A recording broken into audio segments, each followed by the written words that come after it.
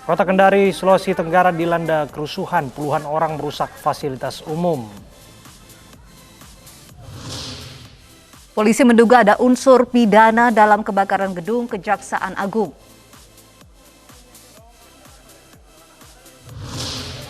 Polisi menggelar rekonstruksi penusukan Syekh Ali Jaber di Lampung.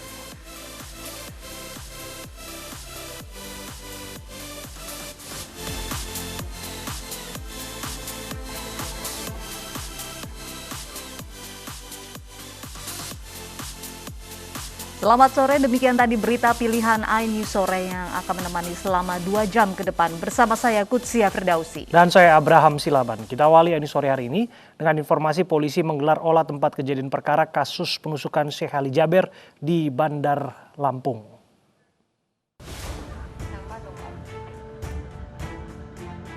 Rekonstruksi penusukan Syekh Ali Jaber di Lampung digelar di tempat kejadian perkara, yakni di Masjid Falahuddin Jalan Tamin Tanjung Karang Barat, Bandar Lampung, Lampung, dan rumah tersangka yang hanya berjarak 350 meter dari lokasi penusukan.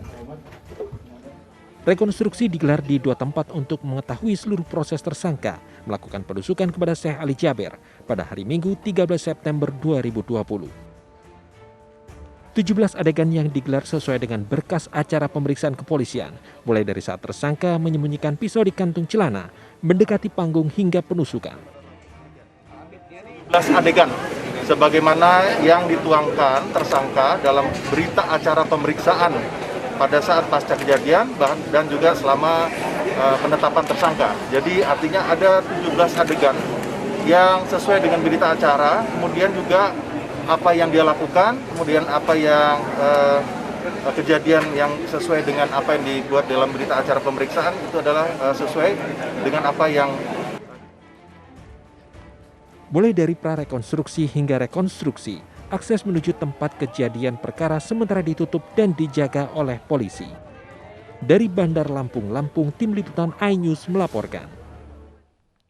Polisi menjerat AA tersangka penusukan Syekh Ali Jaber dengan pasal berlapis. Kadif Humas Polri Irjen Pol Argo Yuwono menyebut tersangka terancam hukuman mati. Menurut Argo, pasal yang disangkakan kepada tersangka AA adalah pasal percobaan pembunuhan dan pasal penganiayaan berat dan membawa senjata tajam tanpa izin. Selain hukuman mati, tersangka AA terancam hukuman pidana seumur hidup atau minimal hukuman 20 tahun penjara. Terkait penusukan Syekh Ali Jaber, polisi mengaku akan serius menangani kasus ini. Pihaknya telah memeriksa sejumlah saksi, diantaranya berasal dari pihak keluarga tersangka, saksi di lokasi kejadian, dan panitia penceramah.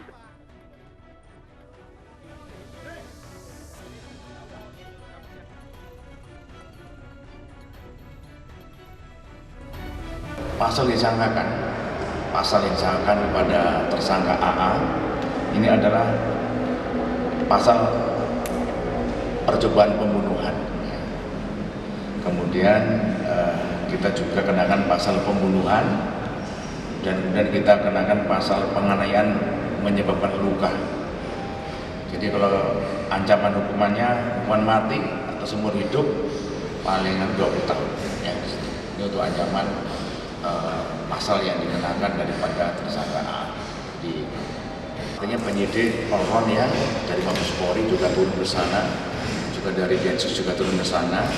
Tentunya ingin melihat apakah tersangka ini melakukannya sendirian, ataukah ada yang menyuruh, ataukah ada orang lain. Semuanya ini sedang kita lakukan penyelidikan. Pendakwa Syekh Ali Jaber ditusuk saat mengisi ceramah di Bandar Lampung, Lampung 13 September lalu. Polisi menangkap pelaku di lokasi kejadian.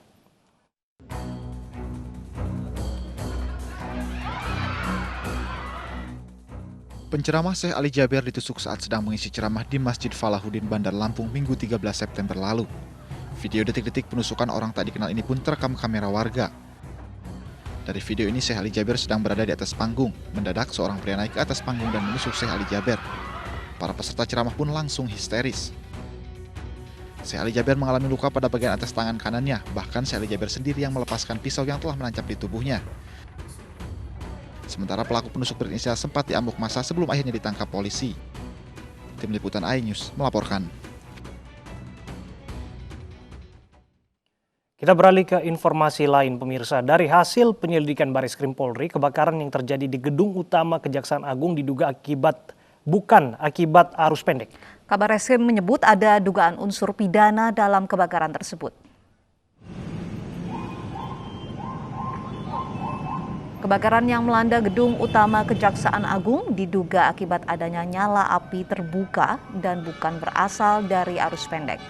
Kabar Reskrim Komjen Pol Listio Sigit Prabowo menjelaskan bahwa asal api berasal dari lantai 6 berdasarkan hasil olah TKP yang dilakukan Puslapor. Selain itu, berdasarkan pemeriksaan ditemukan ada saksi yang mengetahui kebakaran dan mencoba memadamkan api, namun tidak berhasil karena banyak bahan yang mudah terbakar. Listio menyebut ada dugaan unsur pidana dalam kebakaran gedung utama Kejaksaan Agung. Dari serangkaian penyelidikan yang kami lakukan, maka kami mencoba menganalisa dan mengumpulkan serta menyimpulkan fakta-fakta sebagai berikut. Bahwa kebakaran terjadi pada hari Sabtu tanggal 22 Agustus 2020 sekitar pukul 18.15 dan bisa dipadamkan pada hari Minggu tanggal 23 Agustus 2020 sekitar pukul 6.15 waktu Indonesia Barat.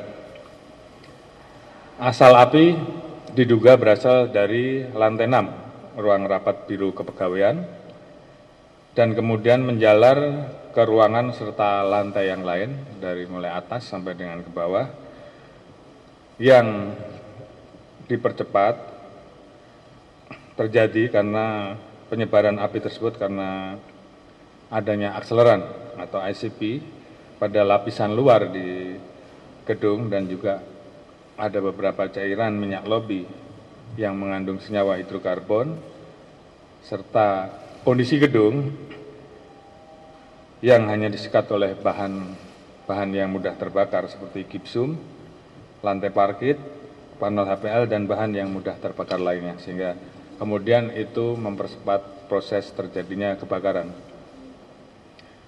Kemudian dari hasil olah TKP, Puslapor menyimpulkan bahwa sumber api tersebut bukan karena hubungan arus pendek, namun diduga karena open flame atau nyala api terbuka. Dan pada saat kejadian, dari mulai pukul 11.30 sampai dengan 17.30 kita dapati juga ada beberapa tukang dan orang-orang yang berada di lantai 6 ruang Biro Kepegawaian yang saat itu sedang melaksanakan kegiatan renovasi. Sehingga itu yang kemudian salah satu yang kami dalami. Kemudian kita dapati juga fakta ada saksi yang mengetahui dan kemudian berusaha memadamkan kebakaran tersebut, namun karena tidak terdukung dengan infrastruktur dan sarana prasarana yang memadai sehingga kemudian api tersebut semakin membesar sehingga mau tidak mau dimintakan bantuan dari Dinas Pemadam Kebakaran untuk melakukan pemadaman lebih lanjut. Kemudian dari beberapa temuan yang ditemukan di TKP serta olah TKP yang dilakukan oleh rekan-rekan Puslapor dengan menggunakan instrumen gas kromatografi serta pemeriksaan terhadap 131 saksi dan beberapa yang sedang kita lakukan pendalaman untuk kemudian mendapatkan keterangan-keterangan yang Kebakaran kantor Kejaksaan Agung sempat menimbulkan beragam spekulasi antara sengaja atau musibah. Namun pihak Kejaksaan Agung meminta masyarakat jangan berspekulasi sebelum kasusnya tuntas diselidiki.